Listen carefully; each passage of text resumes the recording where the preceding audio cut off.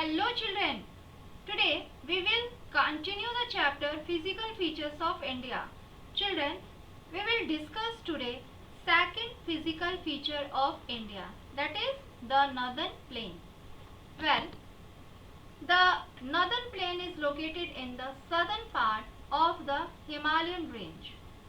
The plain is formed from the flat plain of the three big river systems, the Indus, the Ganga and the Brahmaputra, based on the name of these river systems. The northern plain is also called the Indo-Gangetic plain. The alluvial from these river systems was deposited in the vast basin at the foothills of the Himalayas over millions of years. These deposits built up to form the present day fertile northern plain. The plain spans the area of a small country. Can you estimate the area of the plain? The area of the plain is about 7 lakh square kilometers. The width of this plain varies as you go from north to south. At its narrowest, it stretches across 240 kilometers. At its widest, it stretches across 320 kilometers. The length of the plain is 2400 kilometers. As mentioned earlier, the soil cover in the plain is rich and fertile, and water is found in plenty. Combined with the favorable climate for growing several major crops, the northern plain is one of the world's most intensively farmed areas. Therefore, it is not surprising to note that the northern plain is a very densely populated physiographic division of India. Did you know? Not just in India, the northern plain is one of the most densely populated areas on earth. Let's come back to the river systems that help in the formation of the northern plain. The rivers coming from the northern mountains carry a huge load of eroded soil and debris. As a river flows down towards the plains, due to the gentler slopes, its velocity decreases and the material carried by it gets deposited on the way. These deposits can lead to the creation of riverine islands. For example, in the Brahmaputra river flowing through Assam lies an island called Majuli. This island is found to be the largest inhabited riverine island in the world. The speed of the rivers reduces further as they go downstream. Due to the deposition of huge quantities of silt, these rivers spill into numerous channels. These channels are called distributaries. The sediments from the mouth of all the tributaries collect to form a delta. For example, the Ganga-Brahmaputra delta is an important part of the northern plain.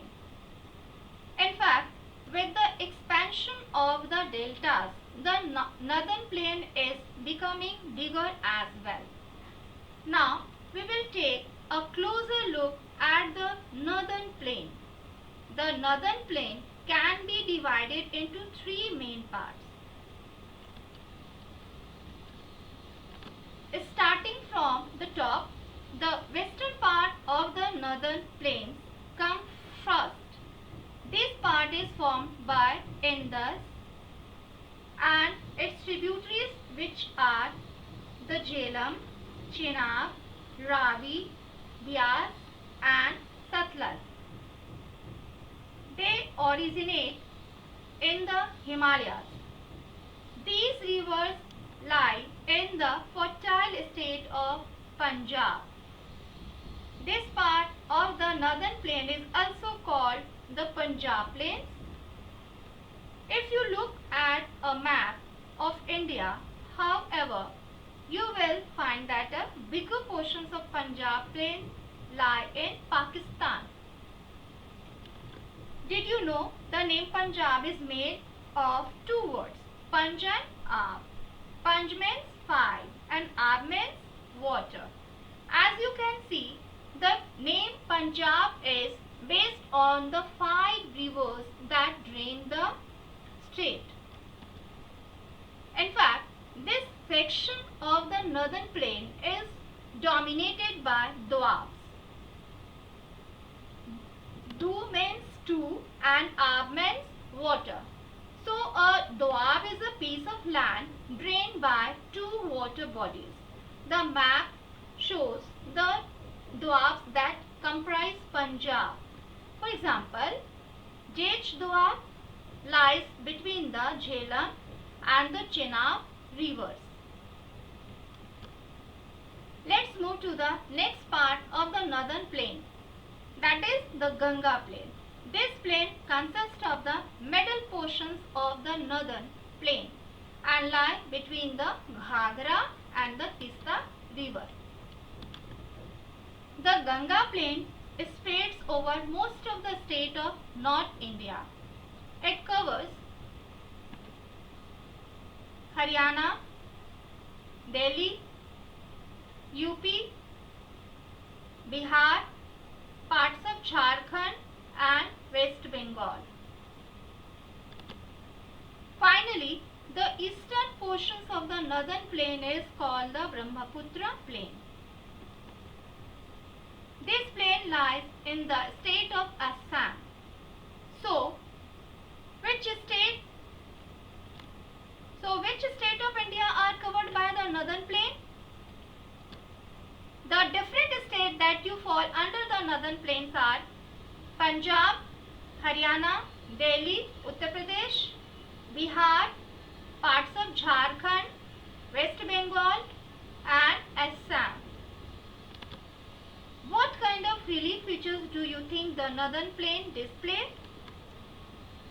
People generally think of the northern plain as a region that has uniformly flat land all across. Well, that is not quite true. You can find quite a bit of variety of relief features in the northern plain. In fact, based on these variations in relief, you can divide the northern plain into 4 regions: Bhabar, Terai, Bhangar and Hadar. Let's find out more about these regions and the features they display. We begin with the Bhabar region. The Bhabar region is a narrow belt of level surface in the northern plain laying parallel to the slope of the Shivaliks. This region is about 8 to 16 km wide and consists of pebbles deposited by the rivers after they flow down the mountains. Interestingly, all the streams disappear in the Bhabar belt. Therefore, the level of groundwater is very deep here. Moving south of the Bhabar belt, you come to the next region, Terai. All rivers and streams that disappear in the Bhabar belt resurface in this region. The Terai region consists of wet, swampy and marshy land. The high water table creates a lot of springs and wetlands in this region. Earlier, the Terai region were thickly forested and abundant with wildlife.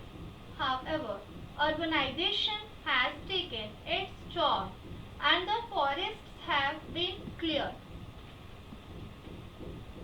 In some places to obtain agricultural land, and in others to provide for people who migrated from Pakistan at the time of partition.